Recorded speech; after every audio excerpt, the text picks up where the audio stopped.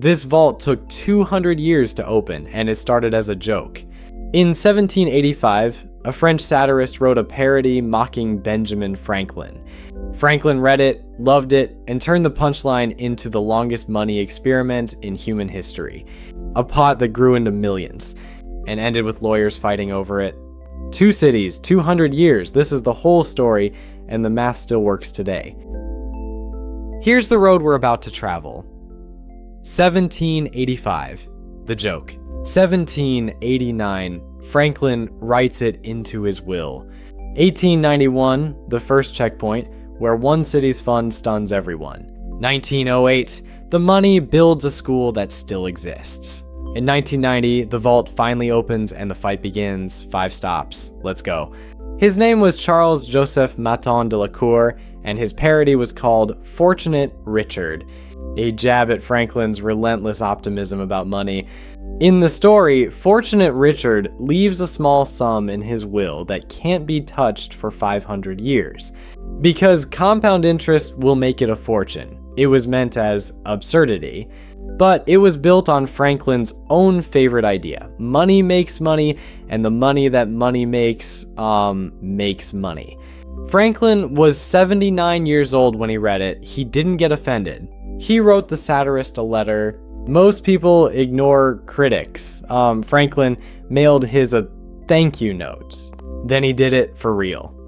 In a codicil to his will, Franklin left 1,000 pounds each, about $4,500, to Boston, where he was born, and Philadelphia, where he made his name. But there were rules. The money had to be lent out at 5%.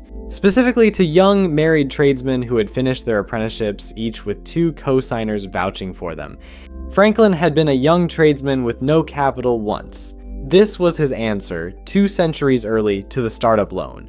At 100 years, each city could spend a chunk on public works.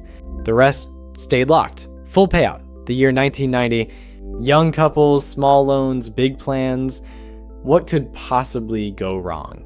Plenty, it turns out. The first century was a mess. Borrowers defaulted. Others paid their loans and vanished west before the interest cleared.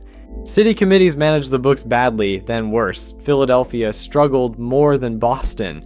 And yet, this is the part that should rearrange your brain. Even run badly, the math kept grinding. By 1891, Boston's fund had crossed $391,000. Compounding doesn't need you to be brilliant. It needs you to not quit. Boston spent its checkpoint money on a trade school. Andrew Carnegie matched it.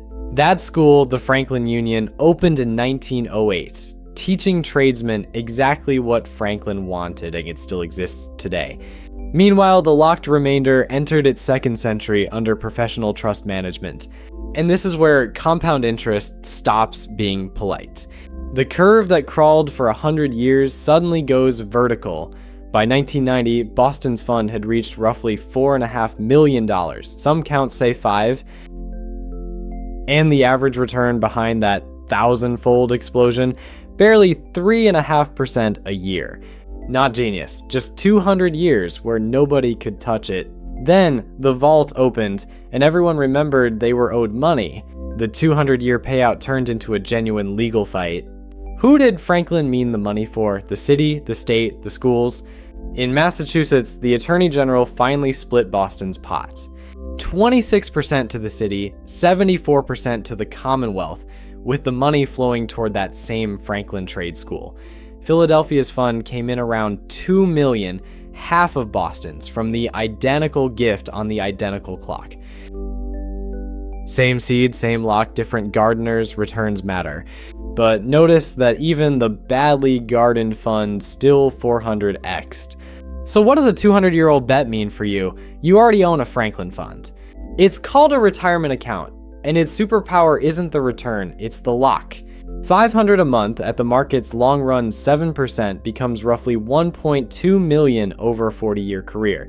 And only about $240,000 of that is money you put in. The rest is the Franklin effect. Money making money, and the money that money makes making money. The lock was never punishment. It was always the gift. Franklin waited 200 years to prove a point. Here's my question. What would you lock away for your grandkids' grandkids? Tell me below.